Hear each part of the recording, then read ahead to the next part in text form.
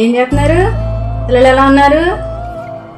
ఏం మాట్లాడడంలే. మా నాన్న తప్ప మా అన్నయ్య వదిన ఎవ్వరూ మాట్లాడట్లేదు. మా అన్నయ్యకి అసలే భయం కదా, పెళ్ళం చేత మొగుడు. చూస్తాను ఎన్ని రోజులు మాట్లాడకుండా ఉంటాడో మా అన్నయ్యని. మాట్లాడనివ్వకుండా ఉంటుందో చూస్తాను, నేను చూస్తాను.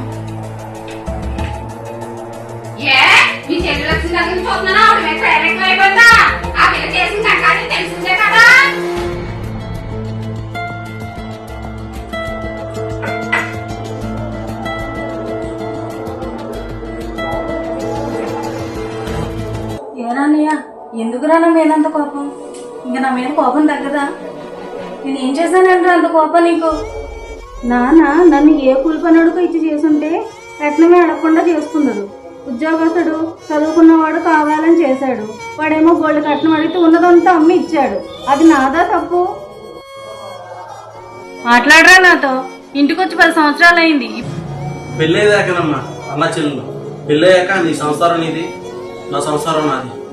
మాట్లాడాల్సింది నేను కాదు, మీ వదిన. వెళ్ళి ఆవు నొప్పించుకో.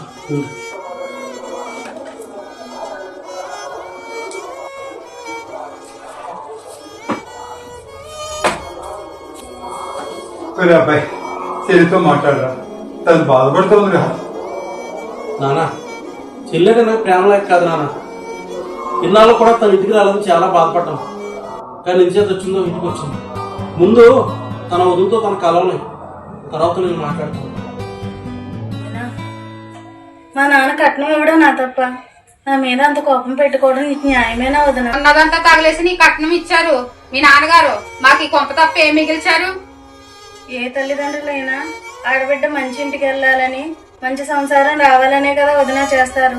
మీ అమ్మ నాన్న కూడా మా అన్నయ్య బంగారం దేవుడనే కదా ఇచ్చి చేశారు. మీ నాన్న నీకు ఇచ్చిన కట్నం డబ్బులు అటు మా నాన్న దగ్గర లాగాడు మీ నాన్న. సర్లే వదిన, అవన్నీ కాదు కానీ 15 ఏళ్ళైనా పిల్లలు లేరు. ఏమైంది? అన్నయ్య ఏం డాక్టర్కి చూపించట్లేదా? నాకు తెలిసిన మంచి డాక్టర్ ఉన్నారు, నేను తీసుకెళ్తాను. పులస కూర ఉండింది. ఇక నుంచి అన్ని మనకి మంచి రోజులే.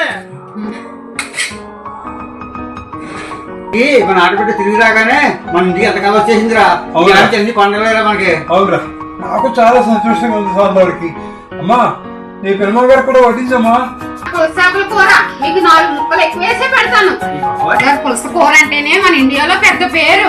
అబ్బా, ఇలాంటి కూర మా ఆయన గారి కోసం, మా మామయ్య కోసం, మా ఆడపడుచు కోసం ఆ మాత్రం టేస్టీగా వండాలి కదా మామయ్య.